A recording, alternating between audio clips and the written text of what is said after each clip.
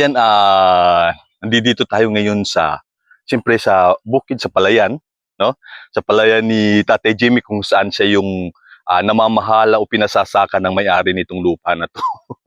Napakalaki nitong sinasakahan niya mula rito hanggang doon sa kabila, hanggang dito sa kabila. So, siya lang mag-isa. Yun, sa wakas dahil napasalaminan na ni Sir Will Lipat si Tatay Jimmy Asuncion, naging maayos na yung kanyang panananim na gulay. Nakikita niya na ngayong mga peste, kung ano yung nakaka-affect sa kanyang mga pananim. So ngayon nasasabi niya na ng maayos yung kung anong kailangan na pang-spray o pesticide para dun sa mga peste na nakakasira sa kanyang mga pananim. So yun, nandun si Tatay Jimmy. Doon. Mag-aani na daw siya. So pang ano nila ano yun, ibibenta rin yun, te. Ayun, para kahit pa paano may pagkakakitaan sila. So ito si Nanay Rose, nasawa ni ni Tatay Jimmy, na nasabi nga ni Sir Will Lipat kung okay din lang na mapasalaminan na kayo. So, payag ba kayo, te, na mapasalaminan ni Sir Will? Oo, maraming pasasalamat po talaga. Kahit pa paano, pero hindi naman kasing labo ng mata ni... Anong pangalan nyo, te? Rosemary Gautani Asuncion. Ilan taon na kayo, te? 61. 61 na. So, ayun, te, paano kasi ni Sir Ruel kung okay lang sa inyo ma-video, ang gusto niya baka daw malabo na yung mata ninyo, mapasalaminan din kayo para na sa ganun mas maging maayos din yung paningin ninyo at gawa ninyo sa pang-araw-araw ninyo. Okay lang ba sa inyo? Oo, malaking pasasalamat ko yung mga karoon ako ng salamin din. Kasi medyo ano na rin na matakot talaga. Pag maliliit na ng mga binabasa ko, hindi ko na rin gaanong, lalo na ang number ng ano sa mga pinamili ko. Pinapaanohan ko talaga sa bata. Hindi nyo na rin makita. Oo. Kasi so ayun, te, ano yung ano niya na ninyo sa paningin na ninyo? Medyo medyo malabo na rin. Sa number lalo na yun sa mga ano ng paninda ko. Yung halimbawa yung 6, minsan maanohan ko 5 o kaya yung 8. Oo, dahil nagbablur na rin yung paningin. Ano na rin yung paningin ko. So ayun si Nanay Rose, ang ginagawa ni Nanay Rose, si Tatay Jimmy sinasama niya dito sa ano ba tawag dito sa Palayan, sa sakahan. Ayun, pagka dating ng tanghali kasi medyo may kalayuan ito doon sa kanilang bahay, doon sa pabahay ng gobyerno kung saan na-relocate din siya. Hinatira niya ng pagkain sa tanghali at pagdadating ng hapon, sinusundo niyo rin si Tatay Jimmy dito nung wala pa siyang salamin. Minsan, pero nauwi talaga siya ng maaga kasi alam na nga niyang malabo ang mata niya. Tsaka pag medyo madilim na, inaakay na lang niya yung bike niya, hindi na siya nagbabike. Pero kadalasan, te, ayun, pagka alam niyo ng madilim na, pinupuntahan niyo siya dito. Oo, sinusundo ko dito. Sinusundo niyo pag na siya dito. Aanuhan ng trabaho niya. Pagka medyo ginagabi na, ayun, sinusundo ni Nanay Rose si Tatay Jimmy dito sa Palayan para na sa ganun. Sinasamahan niya na pag-uwi kasi may kalayuan yan. Itong, ano bang tawag dito? Daan, hindi naman siya highway ng barangay. Basta ginawan tong daan na to, yung tulay, yung ano yung para dito sa mga sakahan. So parang farm to market, ika nga. So ginawa nilang kalsada. Papunta doon, napakalayo ho niyan. Ang layo ho niyan, papunta doon sa mga pabahay ng gobyerno. So yun, at 30 minutes din na lakad. 30 minutes yan. Basta mag-ano ko dito, kalahating oras kaya nilalakad hanggang dito. Galing doon sa bahay ninyo. Tapos pabalik din 30 minutes. 30 minutes din. So yun, yun yung ginagawa ni Nanay Rose. So yun, Nanay Rose, payag ba kayo na ma-upload yung video natin na to sa mga YouTube channel namin, lalong-lalo na kay Sir Will Lipat, namin team leader. Payag kayo, te. Oo naman. So yun, payag si Nanay Rose. So yun, ayan si Nanay Rose, sinusundo niya si Tatay Jimmy dito sa Palayan kapag medyo hinahapon na talaga si Tatay Jimmy dito sa pagsasaka.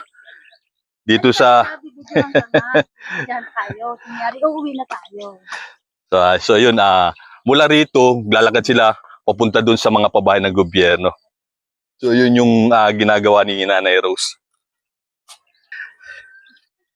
So ayan, pauwi na sa kanilang bahay. Ito yung lugar, no, na kalsada na ginawa para road to market. So yung mga palaya, yung mga magsasaka, ito yung nagiging daanan ho nila.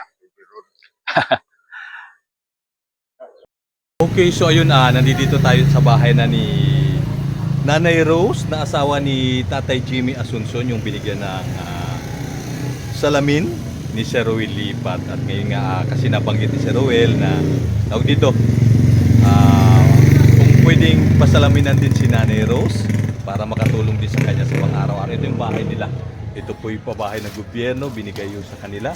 Sila kasi mga beneficiary ng pabahay ng gobyerno. Pilipat natin yung camera natin para makita nyo ng maayos. Ayun nila, may kunting tindahan si Nanay Rose. Ayan, ito yung kanyang paninda. At yun para kahit pa paano makatulong sa kay Tatay Jimmy sa pang araw-araw nila. Okay. Ito yung tindahan ninyo. Tapos, ito po'y bigay din ng ano sa inyo, te? Anong DTI? DTI. So kailan pa binigay ito sa inyo, te? Yung pampuhunan. Yung pagdating natin dito. Ang mga ilang ang tagal na rin pala, no? Oo.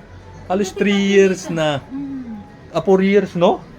So ito pa rin tindahan ninyo na kumbaga itataguyod ninyo ng maayos, no? Kahit pa konti-konti, Oo, basta yan. huwag lang mawala. Ayun na nga. So, ayun si... Sabi ko nga, hindi naman lumalago, pero hindi naman lumawala. Ayun na nga, oh. At least, meron pa rin. Kasi ang tagal na nito. Magkano ito yung binigay sa inyong puhunan? Halagang, hindi ano yun, paninda na talaga. Paninda na. Halagang 10,000. 10,000 yung binigay sa inyo. So, ngayon, 4 years ago, ito pa rin yung tindahan ni Nanay Rose. Kumpleto pa rin. May tinda pa rin siya. Na kahit pa paano, natataguyod pa rin ho ni Nanay Rose. Ayan si Nanay Rose, siya po yung, kanina, nandun tayo sa bukid, tinutulungan niya si Tatay Jimmy.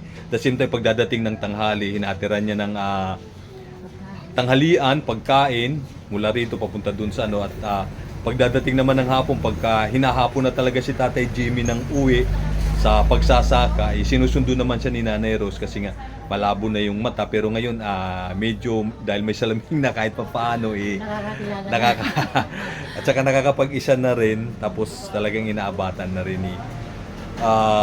ni Tatay Jimmy na umuwi ng maaga. Pero dahil nga may salamin na, kahit pa paano naayos na rin. Kumbaga nakakapag-isa na si Tatay Jimmy, no? Na umuwi dito sa ano. Pero parang naano nyo na rin, ang tawag doon? Parang nakagawian nyo na rin na pupuntahin nyo na rin siya doon sa ano. Lagi nga naglalakad lang ako. Ayun, no? At saka pinaka-ano rin. Kasi nga nilalakad. So yun, Sir Roel Lipat, ito yung munting tindahan din ni Nanay Rose. At makikita nyo rin kung gaano ka sinop si Nanay Rose kasi nga halos 4 years na itong kanyang tindahan na binigay nga ng DTI. So kahit pa paano, ayan yung kanyang mga paninda, kape, dilata, biskwit, so Colgate, and then mga magic sarap, candy, at syempre shampoo. At kahit pa paano, may bigas din siyang tinitinda para dun sa ano niya. Sir Roel Lipat, tsaka kay Ma'am Luz Lipat, nagpapasalamat po ako sa ginawa niyong pagpapasalamin sa asawa ko.